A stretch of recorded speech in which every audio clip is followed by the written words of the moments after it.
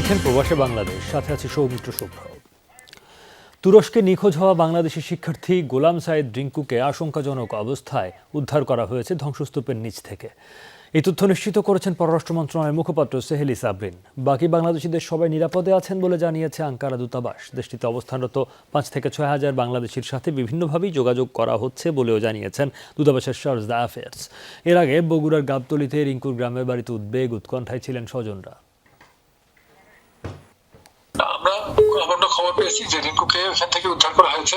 রিঙ্কুর এক বন্ধু নূর আলম, যে আগে মিসিং ছিল, সে এবং কাতাদা নামে আরেকজন বাংলাদেশি আমাদের, আর এখানে যে ওই বাড়ির যে মালিক ছিল, তার তিনজন ওই উদ্ধার কার্যে সহযোগিতা করছে এবং তারা তিনজনেই রিঙ্কুকে নিয়ে ওই যে ওইখানকার কারামানবাড়া হাসপাতালে, ইমরাজি হাসপাতালে নিয়ে গেছে তার চিকিৎসার জন্য।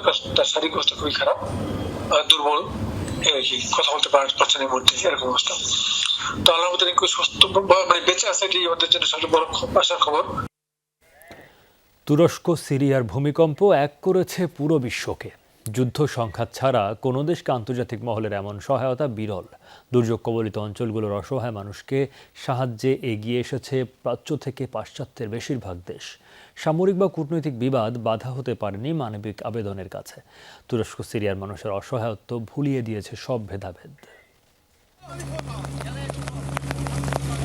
কয়েক ঘন্টা আগেও যুদ্ধের ময়দানে ছিলেন রুশ বাহিনীর এই সদস্যরা, অথচ এখন কাঁধে কাঁধ মিলিয়ে যোগ দিয়েছেন ধ্বংসস্তূপের নিচে আটকে পড়া মানুষকে উদ্ধারে। প্রয়োজনীয় সরঞ্জাম সহ শতাধিক সদস্যের উদ্ধারকারী দল পাঠিয়েছে রাশিয়া। 4টি বিমানে পাঠানো হয়েছে জরুরি সহায়তা। 40 জন বিশেষজ্ঞ চিকিৎসক এবং অস্থায়ী হাসপাতালের উপকরণও আছে বহরে। অন্যদিকে যুদ্ধবিধ্বস্ত ইউক্রেন থেকেও আসার প্রস্তুতি নিচ্ছেন স্বেচ্ছাসেবকরা। শুধু রাশিয়ার ইউক্রেন নয়, ইতিহাসের ভয়াবহতম ভূমিকম্পে বিপর্যস্ত তুরস্ক সিরিয়ার পাশে দাঁড়িয়েছে পুরো বিশ্ব। স্বেচ্ছাসেবক, উদ্ধারকারী, যন্ত্রপাতি, অর্থ, খাবার, ওষুধ, যা যা প্রয়োজন সবই নিয়ে ঝাঁপিয়ে পড়েছে প্রাচ্য থেকে পাশ্চাত্যের বেশিরভাগ দেশ। স্বার্থ, ধর্ম কিংবা কূটনৈতিক রেষারেষি ভুলে পুরো বিশ্ব যেন এখন এক। সোমবারই তুরস্কে উদ্ধারকারী দল পাঠায় ইরাক। রেড ক্রিসেন্ট ও বাগদাদ সরকারের সমন্বয়ে দেয়া হয়েছে জরুরি ত্রাণ সহায়তাও। পরদিন ভোরে ৪৫ টন ত্রাণ নিয়ে দামেস্কে পৌঁছায় ইরানের একটি বিমান। তুরস্ক ও সিরিয়ায় বিশেষজ্ঞ টিম পাঠিয়েছে জার্মান ভিত্তিক সংস্থা ইন্টারন্যাশনাল সার্চ অ্যান্ড রেস্কিউ। 7টি উদ্ধারকারী কুকুরও আছে এই দলে। মেডিকেল সরঞ্জাম পাঠিয়েছে ইতালি, স্পেন। এরই মধ্যে তুর্কি পররাষ্ট্রমন্ত্রী মেভলুত কাভুসোগলুর সাথে ফোনালাপ করেছেন মার্কিন পররাষ্ট্রমন্ত্রী অ্যান্টনি ব্লিংকেন। লস অ্যাঞ্জেলেস থেকে পাঠানো হয়েছে ধ্বংসস্তূপ থেকে উদ্ধার কাজে বিশেষজ্ঞদের একটি দল। তুর্কি পররাষ্ট্রমন্ত্রীকে সর্বোচ্চ সহায়তার আশ্বাস দিয়েছেন মার্কিন পররাষ্ট্রমন্ত্রী ব্লিংকেন। অঞ্চল দুটির সার্বিক পরিস্থিতি পর্যবেক্ষণ করছে যুক্তরাষ্ট্র। এই মুহূর্তে উদ্ধার কাজ গতিশীল করাটাই সবচেয়ে জরুরি বিষয়। আমরা তাই সেখানেই জোর দিচ্ছি। এরই মধ্যে আর্থিক সহায়তার ঘোষণা দিয়েছে নিউজিল্যান্ড, অস্ট্রেলিয়া, চীন, তাইওয়ান এবং দক্ষিণ কোরিয়া। পাঠানো হয়েছে উদ্ধারকারী দলের সদস্য, খাবার এবং ওষুধ। এখন সময় সহায়তার হাত বাড়িয়ে দেওয়ার। কঠিন সময় পার করছে তুরস্ক এবং সিরিয়া। যে ধরনের সহায়তা প্রয়োজন আমরা পাশে থাকব। রেড ক্রস এবং রেড ক্রিসেন্টের মাধ্যমে সমন্বয় করে এই সহায়তা করা হবে। মেক্সিকো এবং ভারত থেকেও পাঠানো হয়েছে সামরিক বাহিনীর বিশেষ সদস্যদের। বিবাদ ভুলে সহায়তা পাঠিয়েছে ইসরায়েলও। মীর মুশফিকা হাসান, যমুনা নিউজ। অদক্ষ শ্রমিকের পাশাপাশি 5টি খাতে বাংলাদেশ থেকে দক্ষ জনশক্তি নেবে সৌদি আরব। সেজন্য দেশটির সাথে সমঝোতা স্মারক সই করেছে বাংলাদেশ। আজ এক ব্রিফিংয়ে সৌদি রাষ্ট্রদূত জানিয়েছেন, দক্ষ শ্রমিকদের বেতন ও অন্যান্য সুযোগ সুবিধাও বেশি।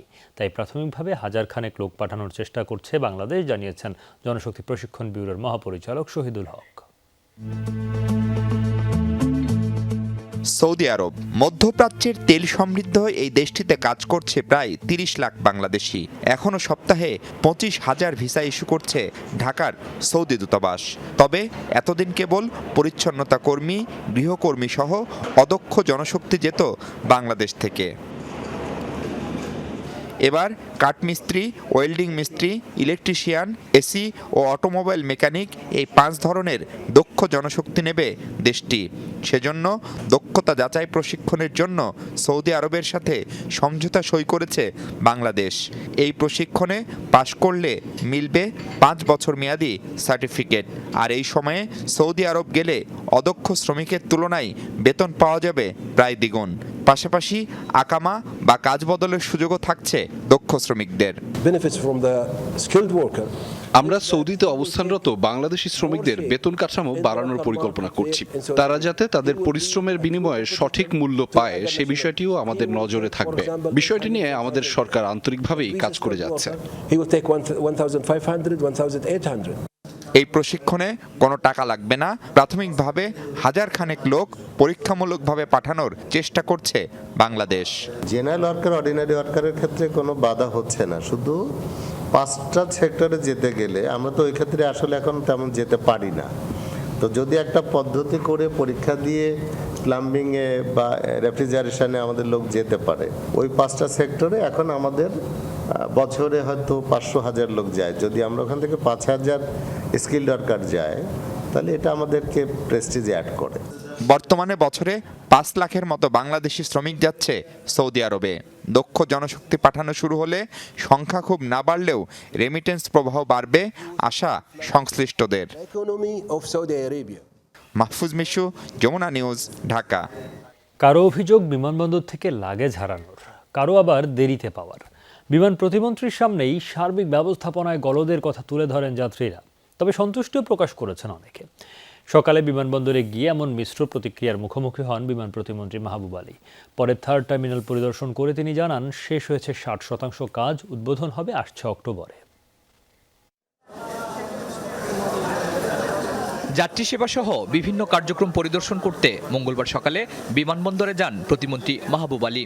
এই সময় নানা ভোগান্তির কথা তুলে ধরেন যাত্রীরা। ভোগান্তি হয়, আমরা অন্য দেশে গেলে এগুলা বলতে গেলে লজ্জা লাগে আমাদের দেশ নিয়ে, কারণ আমাদের লাগেজগুলো এমন ভাবে মারে, আমরা মাঝে মধ্যে দেখি যেভাবে মারে তারা, এগুলা মানে অন্যায়।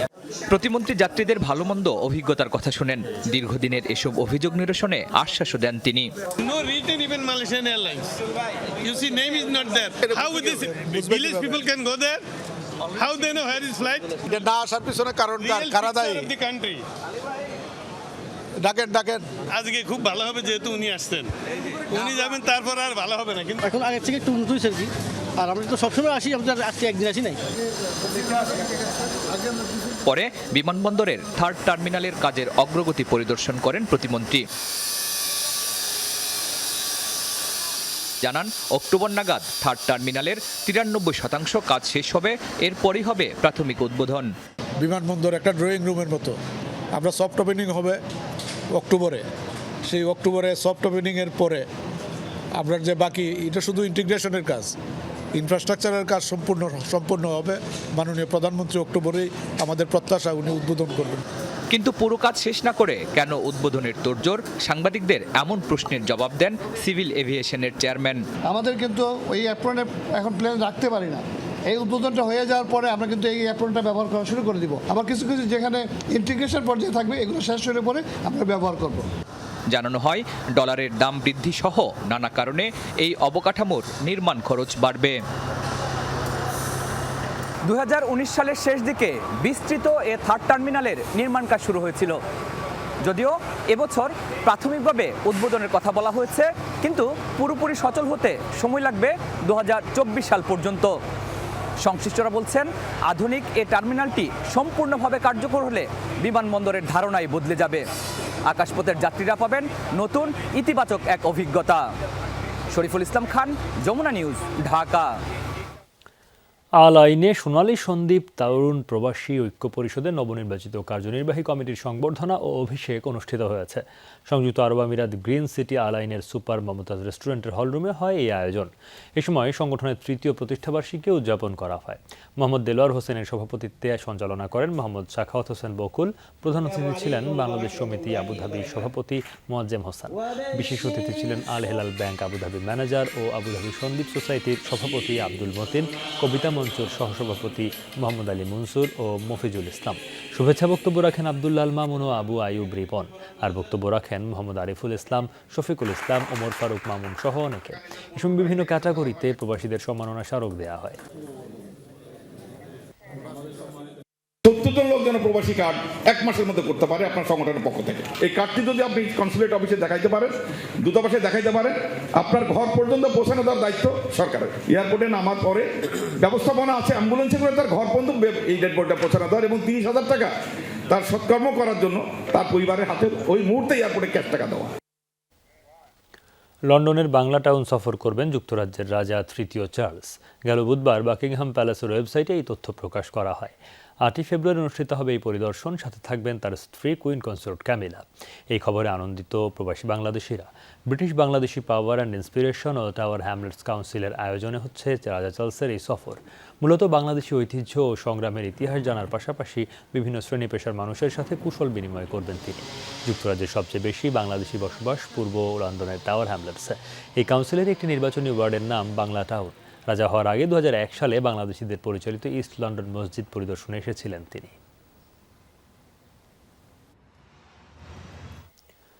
গ্রিসে অনুষ্ঠিত হয়েছে হোমনা বাঞ্ছারামপুর সংগঠন ইন গ্রিসের নবগঠিত কার্যকরী পরিষদের আলোচনা সভা। রাজধানী এথেন্সে সংগঠনের সভাপতি মোহাম্মদ দুলাল মিয়ার সভাপতিত্বে এবং সাধারণ সম্পাদক হাজি মোহাম্মদ ইসলামের পরিচালনায় অনুষ্ঠিত হয়েছে এই সভা। এতে উপস্থিত ছিলেন অল ইউরোপিয়ান বাংলাদেশ অ্যাসোসিয়েশনের সভাপতি ডাক্তার জয়নাল আবেদিন, আহসানুল্লাহ, মোহাম্মদ আমিন ভুইয়া, জাকির হোসেন সহ অনেকে। এ সময় প্রবাসীদের কল্যাণে কাজ করার অঙ্গীকার করেন সংগঠনের নেতৃবৃন্দ। পরে নৈশভোজের মধ্য দিয়ে শেষ হয় আয়োজন।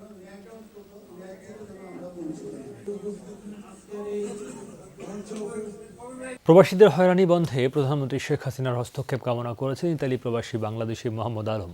শনিবার ভেনিসে আয়োজিত এক সংবাদ সম্মেলনে এই অভিযোগ তোলেন বক্তব্য তুলে ধরেন চুয়াডাঙ্গা জেলার বাসিন্দা আলম। বলেন, এয়ারপোর্টের লাগেজ চুরি, নিজে লেখা প্রভাবশালীদের দ্বারা মিথ্যা মামলা, জমি দখল করা, নানা অজুহাতে অর্থ আদায়ের চেষ্টা সহ হয়রানির শিকার হয়ে থাকেন প্রবাসীরা।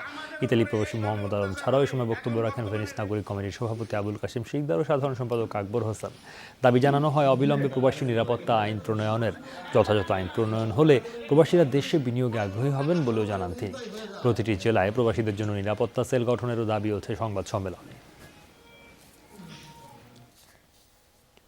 তরুণদের উচ্চশিক্ষায় সহায়তার লক্ষ্যে ইউনিভার্সিটি বার্সারি অ্যাওয়ার্ড নামের আর্থিক প্রণোদনা কর্মসূচি চালু করেছে টাওয়ার হ্যামলেটস কাউন্সিল। পূর্ব লন্ডনের মাইল অ্যান্ড রোডে অবস্থিত কুইন মেরি ইউনিভার্সিটিতে আয়োজিত এক অনুষ্ঠানে টাওয়ার হ্যামলেটস কাউন্সিলের নির্বাহী mayor Lutfur Rahman mayor's university bursary award উদ্বোধন করেন। কুইন মেরি ইউনিভার্সিটির সার্বিক ব্যবস্থাপনায় এতে বক্তব্য রাখেন university president and principal professor Colin Bailey, Tower Hamlets কাউন্সিলের ডেপুটি মেয়র এবং lead member for education councillor Maium Talukdar, Queen মেরির welfare advice manager Jill Belnikoff সহ অনেকে। অনুষ্ঠান পরিচালনা করেন head of mayor office Amy Jackson. এই খাতে বরাদ্দকৃত 6 লাখ পাউন্ডের তহবিলের মাধ্যমে প্রথম বছর প্রায় 400 শিক্ষার্থীকে সহায়তা দেওয়া হবে।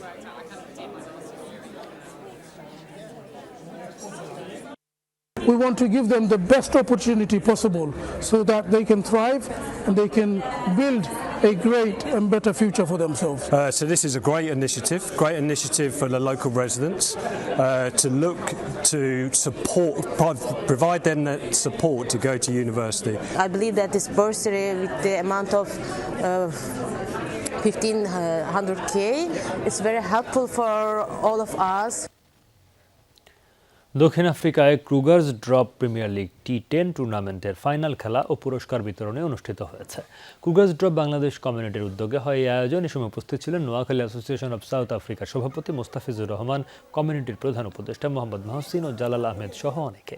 ফাইনালে মুখোমুখি হয় কিংস 11 লেনেশিয়া ও ফ্রেন্ডস জোন জোহানেসবার্গ। খেলায় ফ্রেন্ডস জোন জোহানেসবার্গ 8 উইকেটে বিশাল জয় পায়। অনুষ্ঠানে বিজয়ী দলের হাতে চ্যাম্পিয়ন ট্রফি ও নগদ অর্থ তুলে দেওয়া হয়।